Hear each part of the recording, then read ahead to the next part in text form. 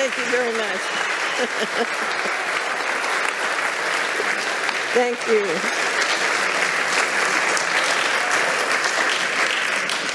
It's so wonderful to be here. I see many friends in the audience, and I want to thank Jan and the organizers and the wonderful new media that's here that's helped bring us together. Because if there's one thing we're going to need in the days ahead, it's community. So let's start. What is the financial reset? How many people here believe that they know what the financial reset is? Raise your hand if you... Okay, so let me give you a simple 411 on the financial reset. The G7 central bankers met on August 22nd, 2019 at the Jackson Hole, Wyoming meeting where they gather once a year, and they voted on a plan called the Going Direct Reset. And it's published, it's written, you can find it.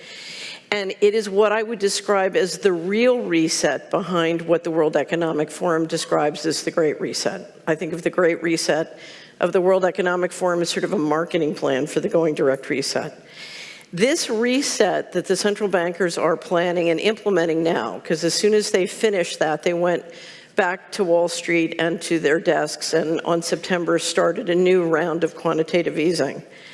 But this consolidates something which I call the financial coup d'etat. Let me just ask you, how many people here have heard of the financial coup d'etat and understand what it is? Anybody? A few people? Okay. Between fiscal 1998 and 2015, $21 trillion that we know of went missing from the US government.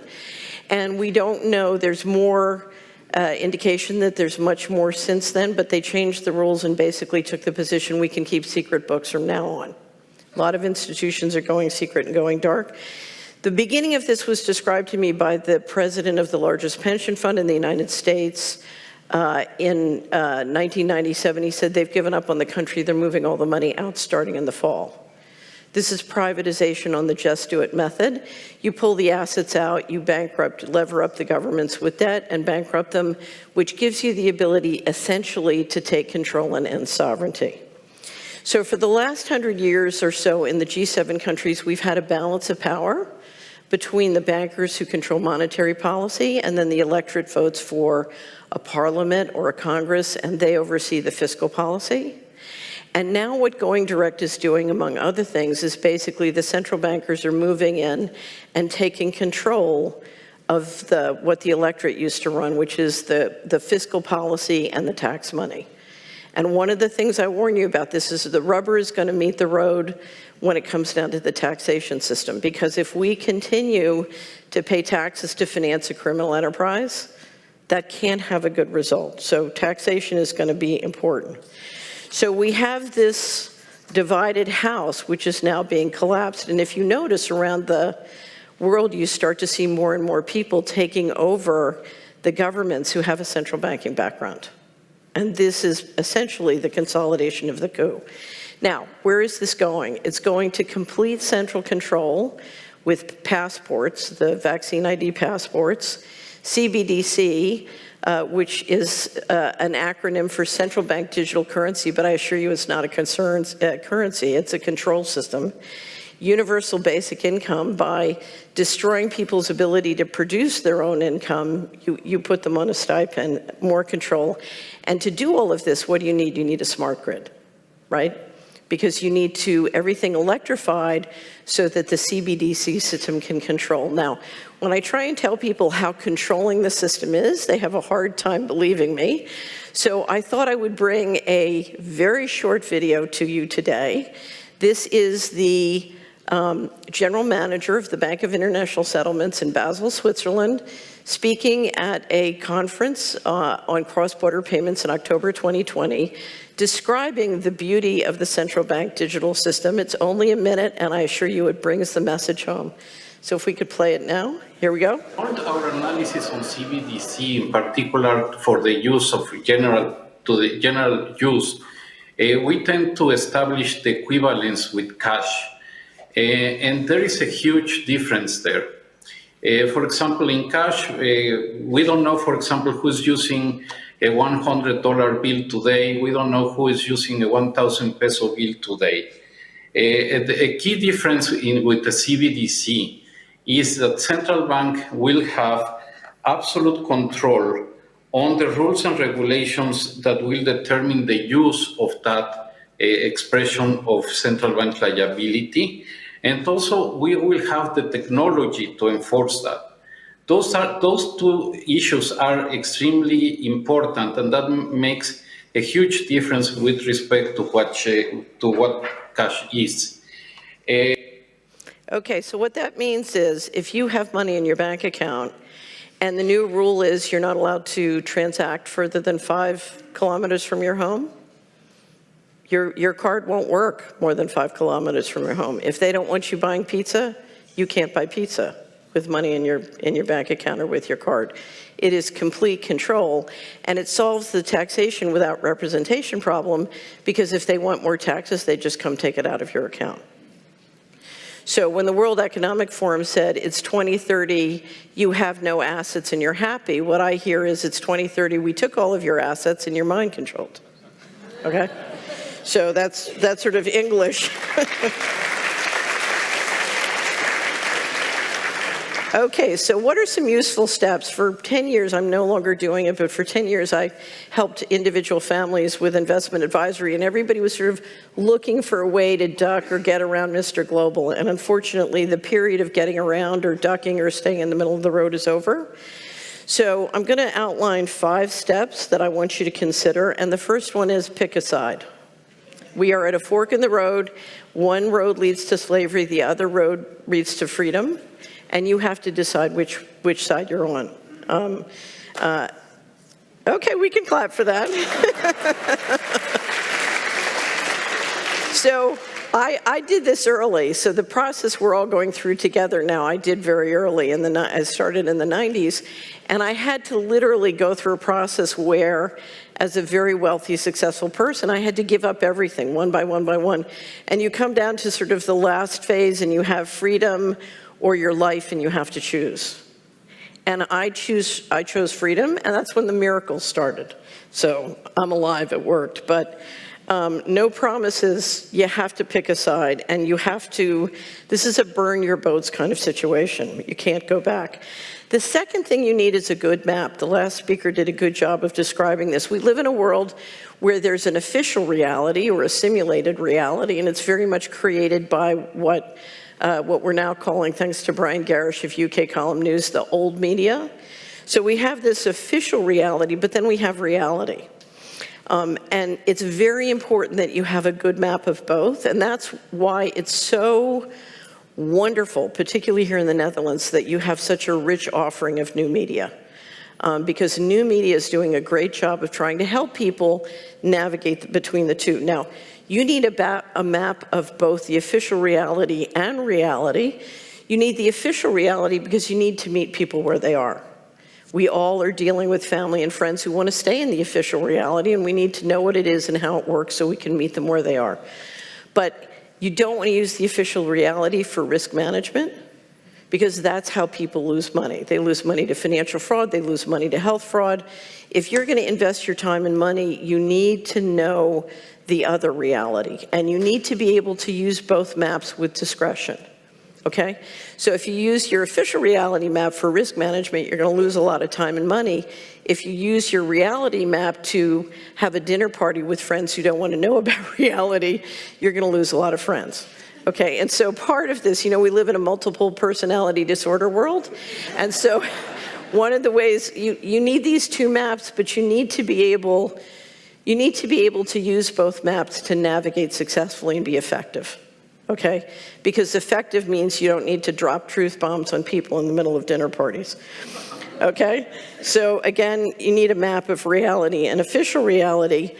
The toughest thing in building a good map of reality is there's a great deal of unanswered questions. I'm a big believer in the sort of meme of unanswered questions, and I think when there's a great deal of uncertainty and we don't have good intelligence, we can ask questions, and the richness of that process of asking questions helps us fill in a map. It's like making a jigsaw puzzle and filling it out. And one of my favorite things to do on the Solari Report is to ask unanswered questions, because even as I'm trained as a portfolio strategist. In Wall Street, if you had 3% knowledge, you could make a lot of money up against people trading with 1% knowledge. So, we can't wait until we have perfect knowledge to take action. So unanswered questions is a way to deal with it.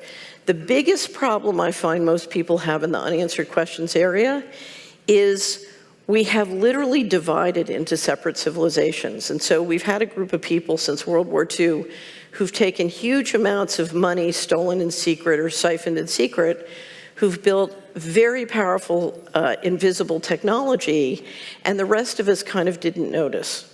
We're busy doing what we're doing, and these guys are taking and building this technology behind a wall of secrecy, and we have literally become as if separate civilizations, and with very different learning metabolisms and very different maps of the world.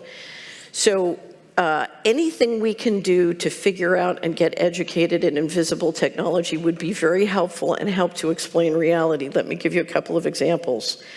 Surveillance technology and control files. We're watching 190 plus presidents behave in very incoherent, illogical ways, right?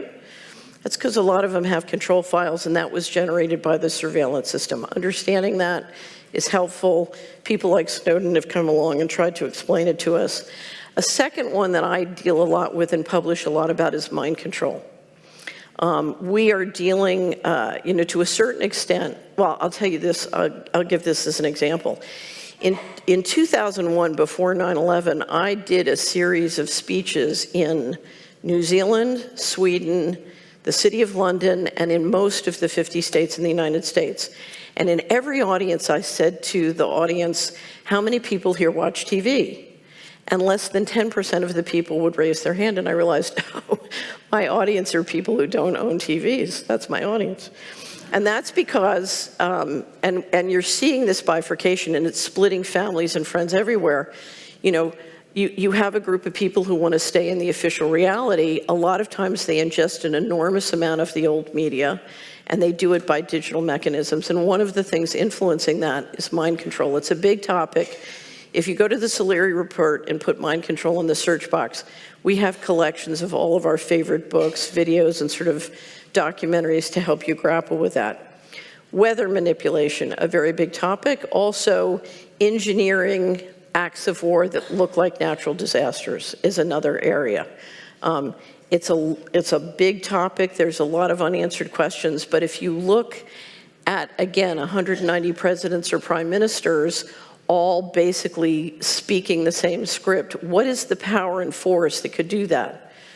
It's things like weather manipulation, it's things like space weaponry. A lot of this relates to the increase in sort of military and intelligence operations in the satellite and suborbital platform. There was one wonderful video, I don't know if anybody saw it, of the minister of Alberta, Canada, and he was taking questions from the audience, and somebody came in and said, why won't you let us have ivermectin for COVID-19? And he completely did a non sequitur, because when you work in politics, you're taught if you get a question you don't want to answer, just say thank you, that's a great question, and then do a non sequitur and answer the question you wish you'd gotten. And so he says, oh, it's so wonderful about the vaccination program, blah, blah, blah, blah, blah. And then he does another non sequitur, and he said, I want to thank the people who sent the rain. If we didn't have rain, because we're so dependent on the farmers and the agricultural business, we'd be in real trouble. So I want to thank the people who sent the rain. And everybody's going like, what's he talking about? He's talking about that invisible weaponry. So, number 3, practical options. If we're going to start to be more resilient and independent of centralized systems, this is all going to come down to basic things: food and water, energy, shelter, health, and community. One of my favorite authors says, your family are the people who won't turn you in. Where's your family? If we haven't found our family, it's a good time to find it. It's really funny. I'm looking at Robert Duper over here, who's my partner, and thanks to Robert, I get to live in the Netherlands. Thank you, Robert. Round of applause.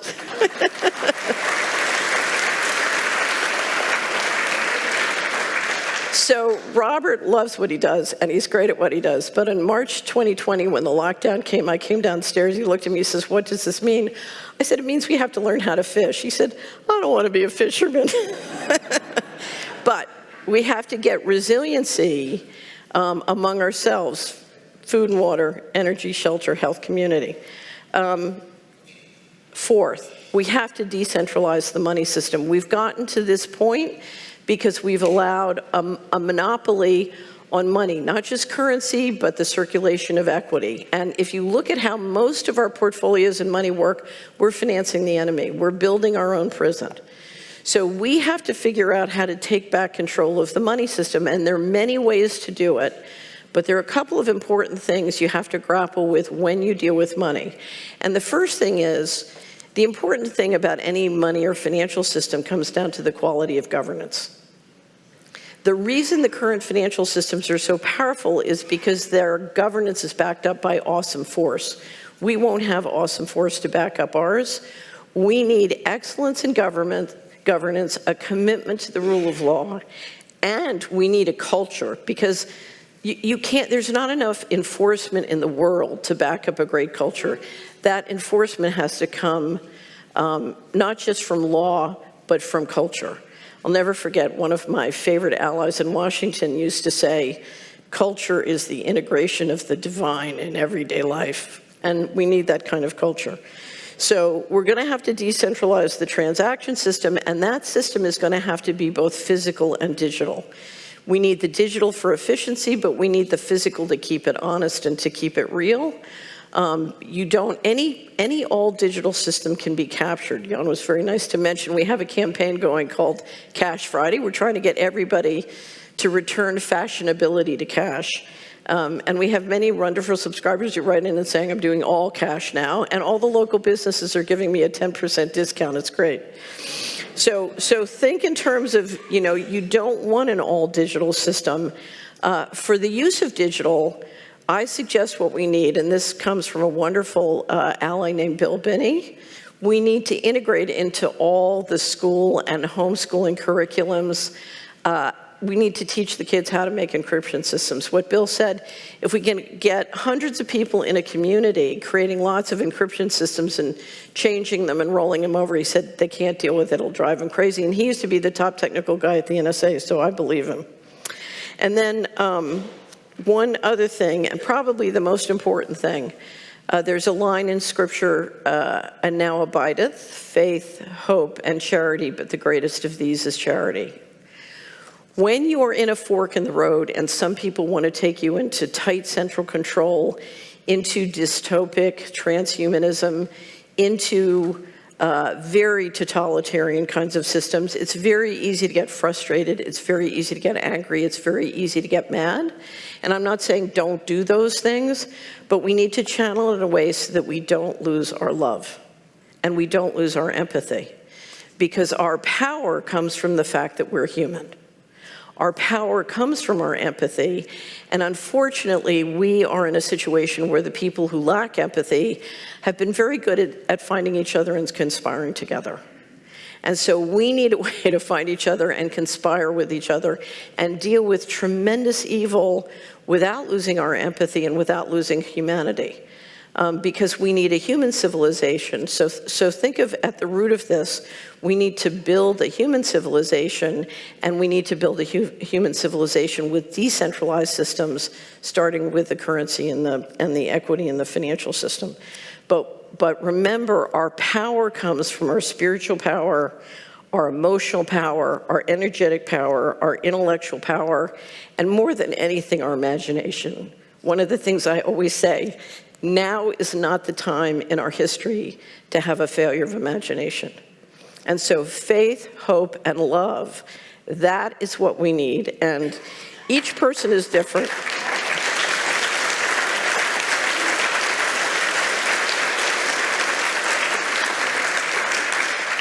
Each person is different. I have wonderful friends and family, and where they get their faith, hope, and love, turns me sick. So everybody's different. You have to find your own pathway, but please do that, because The scripture says faith is the substance of things hoped for and not yet seen. And I can't tell you how many times I've spent fighting with Mr. Global, where I was completely in the corner. It was absolutely hopeless.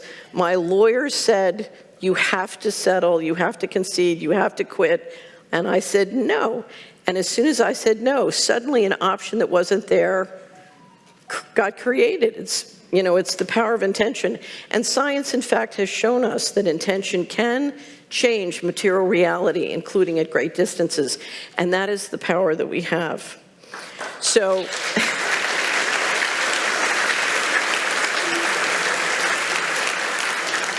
I just want to end the way I end many Solari reports. You have to understand, I spent my whole life until the time I was almost 50, basically as a conspiracy foot soldier.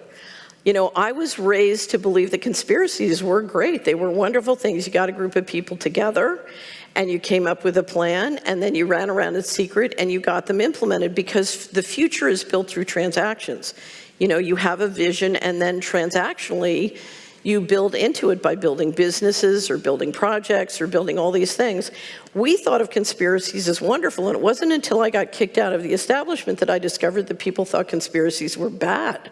It was like, well, wait a minute, most conspiracies are legal. You just sneak around and you have to do them in secret. And so I realized, well, how are these people going to build a future if they think conspiracies are bad? Because we have to get together and organize and transactionally build our future. So I always ended the Solari report by saying, don't ask if there is a conspiracy. I mean, you don't have to ask now, it's pretty obvious, right? Don't ask if there is a conspiracy. If you're not in a conspiracy, you need to start one. Okay, and it looks to me like there's a lot of good people to conspire in this room, so you know what to do. Ladies and gentlemen, thank you again for the opportunity. Thank you to the organizers. Thank you. Well done.